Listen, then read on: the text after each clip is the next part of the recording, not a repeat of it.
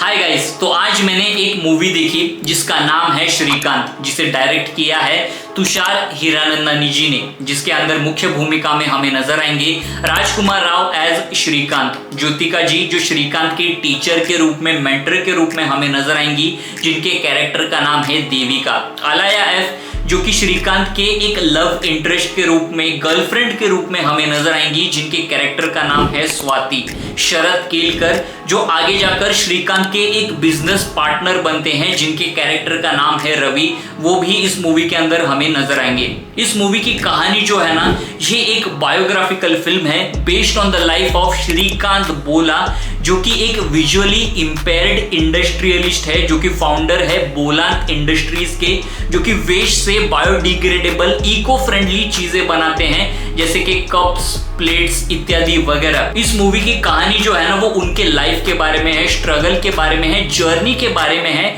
उनके पैदा होने से लेके अपने एजुकेशन को कंप्लीट करने से लेके, उसके बाद बोलांत इंडस्ट्रीज खड़े करने से लेके फाइनली उनको जो एक अचीवमेंट मिलता है, अवार्ड मिलता है, ये जो पूरी उनकी लाइफ की जर्नी है ना, वो इस मूवी के अंदर दिखाई गई है। मूवी का जो फर्स्ट हाफ है वो उनके एजुकेशन को लेके है कि कैसे हर एक स्टेप पे उनको स्ट्रगल करना पड़ा अपने आप को खुद को एजुकेट करने के लिए। जब वो छोटे थे, एक नॉर्मल से स्कूल में थे, तो वहां पे कैसे उनको बुली कर दिया जाता था उनके क्लासमेट्स के द्वारा। वहां से जब वो ब्लाइंड स्कूल में जाते हैं, तो वहां पे जो खाने को लेके एक जो करप्शन होता है, उसको लेके जब वो बात करते हैं, तो उन्हें स्कूल से निकाल दिया जाता है। जब वो 10th में अच्छे मार्क्स लाते हैं एंड आगे जाके वो साइंस में एडमिशन लेना चाहते हैं, तो वहां पर उनको एडमिशन नहीं मिलता, क्योंकि वो हैंडीकैप्ड होते हैं और विजुअली इंपेयर्ड होते हैं इस वजह से। जिसके बाद वो केस करते हैं इंडियन एजुकेशन सिस्टम के ऊपर, ताकि उनको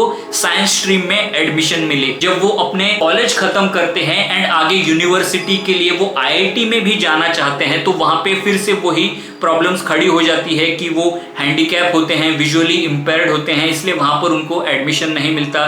जिसके बाद वो दुनिया के टॉप की यूनिवर्सिटीज में, कॉलेज में जब वो अप्लाई करते हैं, तो उनको एमआईटी में एडमिशन मिल जाता है एंड फिर वो फॉरेन कंट्री चले जाते हैं। एंड मूवी का सेकंड हाफ जो है ना, कैसे वो अपना एजुकेशन खत्म करने के बाद वापस इंडिया आते हैं एंड फिर उनके तरह के जो विजुअली इंपेयर्ड लोग होते हैं उनको एजुकेट करने लगते हैं। फिर आगे जाके उनके जॉब के लिए वो सोचने लगते हैं, उनको एम्पावर करने के लिए वो खुद का एक बिजनेस खड़ा करने की कोशिश करते हैं। एंड फिर उसमें जो उनको स्ट्रगल आती है, क्या क्या अप्स एंड डाउन्स आते हैं उनके लाइफ में, एंड पर्सनल लाइफ में कैसे उनके एक एटीट्यूड में शिफ्ट आता है, उनका जो सोचने का तरीका है वो कुछ देर के लिए कैसे चेंज हो जाता है, कैसे वो एक डाउनफॉल के रास्ते में जा रहे होते हैं, फिर से कैसे उठ के खड़े होते हैं। मतलब जो अप्स एंड डाउन से थ्रू आउट उनके जर्नी के, वो पूरे इस मूवी के अंदर दिखाए गए हैं। इस मूवी को देखने के बाद ना, मैंने दो चीजें सीखी श्रीकांत बोला की कहानी से, उनके जर्नी से। सबसे पहले, यार never give up, don't give up on your dreams, on your hopes, on your ambition, on your AIIMS. उन्हें हासिल करने के लिए, अचीव करने के लिए, पूरा करने के लिए हर मुमकिन कोशिश कीजिए। चाहे कितने भी प्रॉब्लम्स आए, हर्डल्स आए, ड्रॉबैक्स आए, उनको फेस कीजिए, उनका सामना कीजिए। उसके साथ साथ लाइफ को एक पॉजिटिव नजरिए से देखिए, एक पॉजिटिव आउटलुक से देखिए। लाइफ में इंजॉय कीजिए, मजा लीजिए, मस्ती कीजिए, लाइफ में चिल कीजिए, लाइफ के हर एक मोमेंट को ना इंजॉय करने की कोशिश भी कीजिए। उसके साथ साथ लाइफ को इतना भी सीरियसली मत लीजिए। जो श्रीकांत की मूवी है, जो श्रीकांत बोला का कैरेक्टर है, जो कहानी हमें उसके अंदर देखने मिलती है ना, उसके थ्रू मैंने एक चीज ऑब्जर्व की कि जो श्रीकांत बोला का कैरेक्टर है ना, उनको जो अचीव करना होता है, हासिल करना होता है, उसके लिए वो लड़ते हैं, उसको अचीव भी कर लेते हैं, लेकिन उसके साथ साथ वो अपने लाइफ को एंजॉय करना नहीं भूलते। पूरी तरह से खुल के अपने लाइफ को भी वो एंजॉय करते हैं। मतलब वो आम लोगों की तरह मूवी देखने जाते हैं, उसके साथ साथ उनको स्पोर्ट्स में रुचि होती है, इंटरेस्ट होता है, इसलिए वो क्रिकेट भी खेलते हैं, बेसबॉल भी खेलते हैं। मतलब उनको जो अचीव करना है वो भी करते हैं, साथ में लाइफ में इंजॉयमेंट भी करते हैं। तो ये एक ब्यूटीफुल मैसेज जो है इस कहानी के थ्रू हमें मिलता है। दूसरी चीज जो हमें इस मूवी से सीखने मिलती है, और रैदर श्रीकांत बोला का कैरेक्टर जो है वो हमें सिखाता है, मुझे सिखाता है, वो ये है कि जो नॉर्मल लोग होते हैं, आम लोग होते हैं, आपके जैसे मेरे जैसे, जो सबसे पहला नेचुरल थॉट हमारे दिमाग में आता है जब हम किसी फिजिकली चैलेंज्ड, डिसेबल्ड या फिर विजुअली इंपेयर्ड इंसान को देखते हैं, तो वो ये है कि यार बेचारा, हम ज्यादा से ज्यादा उनके लिए क्या करते हैं, हम उनको रोड क्रॉस करके देते हैं या फिर उनके हाथ में पैसे थमा देते हैं। एंड इन एक्शंस को, इन थॉट्स को बदलने की जरूरत है। अगर आप एक पावरफुल पोजीशन पे है, अगर आप एक अथॉरिटी के पोजीशन पे है, एक ऐसे प्लेस पे है जहां से आप किसी डिसेबल्ड की मदद कर सकते हैं, तो हमें उसकी मदद डेफिनेटली जरूर करनी चाहिए। श्रीकांत बोला की लाइफ में उनकी जो मेंटर है, टीचर है देविका, वो उनकी हेल्प करती है उनको एजुकेट करने में। जो श्रीकांत की लाइफ पार्टनर है जिनका नाम है स्वाति, वो उनकी लाइफ में मदद करती है। श्रीकांत का जो बिजनेस पार्टनर है रवि, वो उसकी बिजनेस में हेल्प करता है। एंड वैसे ही हम सब लोग मिलकर भी अगर डिसेबल्ड लोगों की हेल्प करें तो ऐसे कई सारे श्रीकांत बोला एंड बोलांत इंडस्ट्रीज जो है वो इस देश में, इस शहर में खड़े हो जाएंगे एंड डिसेबल्ड लोगों की मदद हो जाएगी।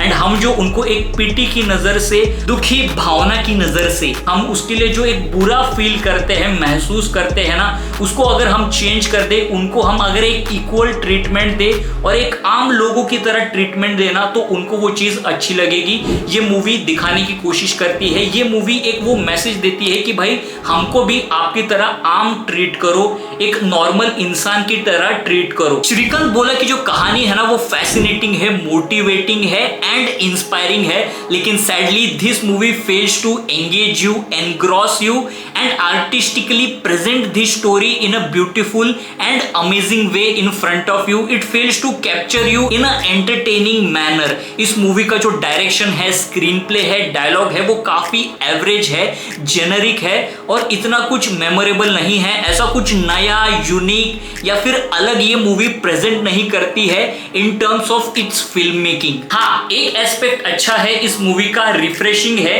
कि ज्यादातर ऐसी जो मूवीज होती है जहां पे हमें गरीब से अमीर की कहानी देखने मिलती है, रैग्स टू रिचेस की कहानी देखने मिलती है, उसके अंदर भर भर के ड्रामा होता है, मेलो ड्रामा होता है, दुख भरे सीन्स हमें देखने मिलते हैं। वही इस मूवी के अंदर, इस मूवी का जो टोन है वो लाइट हार्टेड टोन है, बीच बीच में इमोशनल मोमेंट्स है, लेकिन थ्रू आउट जो एक बेसिक इस मूवी का अंडरलाइंग टोन है ना वो काफी लाइट हार्टेड है। लेकिन उसका क्रेडिट भी मूवी के जो मेकर्स या फिर जो डायरेक्टर, राइटर, उनको नहीं जाता। जो श्रीकांत बोला का कैरेक्टर है, जो रियल लाइफ में ऐसे ही है, जो फनी है, जोवियल है, जो हंसी मजाक करते हैं, उनके कैरेक्टर की वजह से ही मूवी का टोन नेचुरली वैसे बन जाता है। तो उसका क्रेडिट जो है वो फिल्म मेकर को नहीं जाता, जो श्रीकांत बोला है उनको जाता है। इस मूवी का जो स्क्रीन प्ले है ना उसके अंदर दो ही बीट्स है, दो ही इमोशन है, light hearted and emotional drama. And through out movie के अंदर आपको यही देखने मिलता है। उसे लाइफ में एक अपॉर्चुनिटी मिलती है जिसे हासिल करके वो कुछ अचीव करता है एंड उसके बाद लाइफ में उसके एक सेटबैक आता है, फिर से उसे एक अपॉर्चुनिटी मिलती है, फिर से सेटबैक आता है एंड यही चीजें बार बार चलती रहती है। थ्रू आउट मूवी में एक रिपीटेडनेस आपको फील होने लगता है, कहानी जो है आप प्रेडिक्ट करने लगते हो एंड धीरे धीरे आपका जो इंटरेस्ट है ना कहानी से वो लूज होने लगता है। मूवी का जो रन टाइम है वो आपको फील होने लगता है, आपको ऐसा लगने लगता है कि कहीं मूवी ज्यादा लंबी तो नहीं हो गई। एंड जो इमोशनल ड्रामा वाला एस्पेक्ट है जिसके अंदर हमें श्रीकांत बोला का एक स्ट्रगल हमें देखने मिलता है, वो जो हार्डशिप फेस करता है वो हमें देखने मिलता है ना, उसको ना और डेप्थ में दिखाना चाहिए था और उसको एक्सप्लोर करना चाहिए था। बस सरफेस लेवल पे हमें दिखाया जाता है एंड बहुत शॉर्ट में ही दिखाया जाता है एंड उसकी वजह से एक जो ग्रेविटी है उस कैरेक्टर की, वो क्या फील करता है, किन परिस्थितियों में उन चीजों से गुजरता है, एक जो वो इमोशन हमें फील होना चाहिए था ना स्ट्रगल का, वो फील ही नहीं होता है, वो महसूस ही नहीं होता है। बस श्रीकांत बोला का जो एक स्ट्रगल है ना वो एक केक वॉक की तरह फील होता है, जहां पे उसके सामने कुछ मुश्किलें आती है, वो सॉल्व करता है, आगे बढ़ता है, कुछ हासिल कर लेता है लाइफ में, फिर आगे बढ़ता है।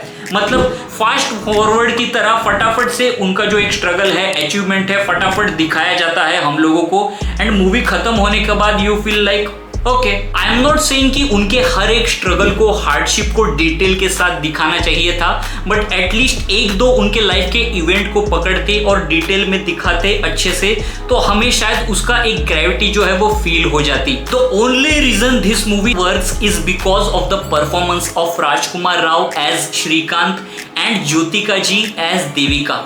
मतलब दोनों ने इतने ऑनेस्टी के साथ, इतने ईमानदारी के साथ, इतनी अर्नेस्ट, तगड़ी एंड जबरदस्त परफॉर्मेंस दी है इस मूवी के अंदर। जो भी वो इस मूवी के अंदर सीन्स में परफॉर्म करते हैं, जिस तरह से एनेक्ट करते हैं, वो सारी चीजें ना बिलीवेबल लगती है। चाहे लाइट हार्टेड सीन हो, फनी सीन हो या फिर इमोशनल सीन हो, हम उनसे कनेक्ट करते हैं और जो भी हमारा इंटरेस्ट एक बना रहता है ना, वो इन दोनों के परफॉर्मेंस की वजह से होता है। बात करें म्यूजिक की, गानों की, तो एज सच कुछ मुझे इतने खास नहीं लगे। पापा कहते हैं बड़ा नाम करेगा, ये गाना जो है वही एक मुझे याद रहा। बाकी के गाने जो है उसमें से कुछ मुझे इतना याद नहीं रहा। अब पता नहीं वो अच्छे थे या नहीं, लेकिन मुझे तो याद नहीं थे मूवी से निकलने के बाद। तो ऐसा इफेक्ट था उन गानों का मेरे ऊपर। बात करें बैकग्राउंड स्कोर की, तो वो ऐसे थे, फील हो रहा था कि वो ऑडियंस को बताने की कोशिश कर रहे थे कि भाई इस पॉइंट पे आपको हंसना है, इस पॉइंट पे मजाक हो रहा है, इस पॉइंट पे आपको इमोशनल होना है, इस पॉइंट पे आपको रोना है। मतलब जो बैकग्राउंड स्कोर है ना, वो आपको बताने की कोशिश कर रहा था कि भाई इस जगह पे ऐसे आपको रिएक्ट करना है। तो ओवरऑल अगर इस मूवी के बारे में बात करूं ना, तो अगर आप एक इंस्पायरिंग, मोटिवेटिंग श्रीकांत बोला की लाइफ को जानने के लिए, सेलिब्रेट करने के लिए एक परफॉर्मेंस ओरिएंटेड मूवी देखना चाहते हैं, तो इस मूवी को चेकआउट कर सकते हैं। या फिर एक film making point of view से इस मूवी को देखना चाहते हैं, तो सैडली उस डिपार्टमेंट में ये मूवी फेल कर जाती है। ऐसा कुछ नया या अच्छा ये मूवी प्रेजेंट नहीं करती है। तो गाइस, बस आज के वीडियो के लिए इतना ही। इस मूवी को लेके आपके क्या विचार है, आपकी क्या सिने सोच है, नीचे कमेंट करके मुझे जरूर बताइए। एंड ऐसे ही सिनेमा रिलेटेड कंटेंट के लिए सिने सोच चैनल को लाइक कीजिए, शेयर कीजिए एंड सब्सक्राइब कीजिए। तब तक के लिए बाय बाय।